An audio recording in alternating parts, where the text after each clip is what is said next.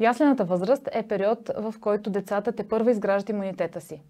В този момент и този период е нормално децата да боледуват с лека инфекция на горни дихателни пътища 6 до 8 пъти в есенно-зимния сезон с продължителност до 10 дни.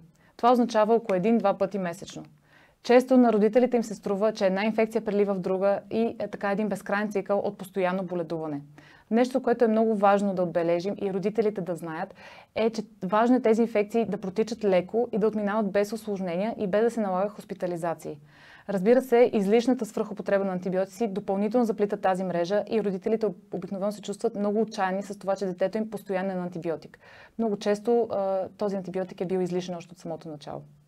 Ако ви се струва, че детето е постоянно болно и с хрема и кашлица, без да повишава температура обаче, е уместно да се изключат някои хронични състояния, като аденоидна вегетация, това е увеличена трета сливица, или алергичен ринит, който е провокиран от домашен прах или от лошото качество на въздуха.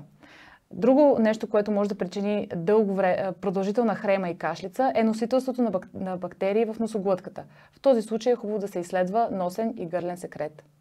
При тежки инфекции и някои вируси, като варицелата, например, наблюдаваме временен спад на имунитета след това боледуване и последващ риск от по-тежко боледуване на дори една банална инфекция от така наречен градински коктейл от причинители.